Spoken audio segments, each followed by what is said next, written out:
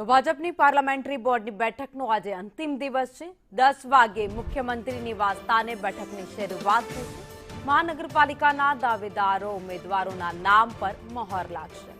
અમદાવાદ રાજકોટના ઉમેદવારો પર ચર્ચા થશે। વડોદરા સુરતના ઉમેદવારોની પણ ચર્ચા કરવામાં આવશે। તો 6 જિલ્લા પંચાયતના નામ જાહેર થઈ ચૂક્યા છે। 2 મનપાના ઉમેદવારોની જાહેરાત કરી શકે। વધુ અપડેટ સાથે સંવાદદાતા નિર્મલ દવે અમારી સાથે જોડાઈ ગયા છે। નિર્મલ, આજે બેઠકનો અંતિમ દિવસ, જે ઉમેદવારોના નામની જાહેરાત બાકી છે તે આજે કરવામાં આવશે।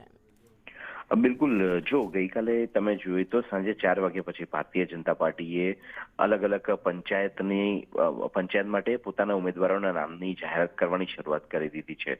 અત્યાર સુધીમાં 6 જિલ્લાની પંચાયતના નામ જાહેર કરવામાં આવે છે, જેમાં તાલુકા પંચાયત પણ આવી ગયું છે, જિલ્લા પંચાયત પણ આવી ગયું છે અને એમાં નગરપાલિકાનો પણ સમાવેશ કરી દેવામાં આવ્યો છે। 6 જિલ્લાની વિવિધ પંચાયતોના નામ જાહેર કર્યા છે, જ્યારે 2 મહાનગરપાલિકા એમના નામ પણ તેમાં પણ ઉમેદવારોના નામની જાહેરાત કરી દીધી છે। હવે જે બાકી રહ્યા છે તે તમામ નામોની જાહેરાત આજના દિવસમાં કરી દઈ શકે છે। તબક્કાવાર પણ જાહેરાત થઈ શકે છે, ક્યાંક બલ્કમાં પણ જાહેરાત કરી શકે તે પ્રકારની પ્રબળ સંભાવના છે।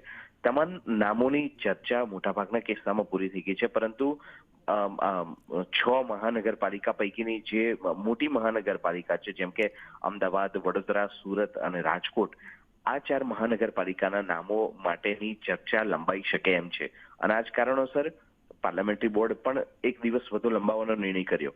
અત્યાર સુધી 7 તારીખથી 9 તારીખ સુધી પાર્લામેન્ટરી બોર્ડની બેઠક યોજાવાની હતી, પરંતુ નામોની ચર્ચા વધારે થવાને કારણે અથવા તો ચર્ચાનો સમય વધારે થવાને કારણે એક દિવસ વધુ બેઠક ચલાવવામાં આવી રહી છે। એટલે આજે ફરીથી એક વખત 10 વાગે મુખ્યમંત્રી નિવાસ સ્થાને પાર્લામેન્ટરી બોર્ડનું બેઠક યોજાશે, જેમાં વિવિધ જે બાકી રહેલી મહાનગરપાલિકા છે તેમના ઉમેદવારોના નામ, અંતિમ નામ જાહેર કરવા માટે આખી મથામણ કરવામાં આવશે।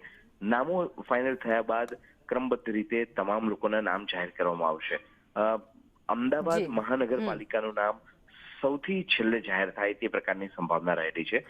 જોકે આવતીકાલે છેલ્લો દિવસ છે, એટલે મોડી રાત સુધીમાં તમામ ઉમેદવારોને પોતાના નામ અંગે, પોતાના મેન્ડેટ અંગે પાર્ટી દ્વારા કહી દેવામાં આવે તે પ્રકારની પણ સંભાવના છે અને નામો પણ જાહેર કરી દેવામાં આવે, યાદી પણ જાહેર કરી દેવામાં આવે તે પ્રકારની સંભાવના છે। આભાર માહિતી માટે।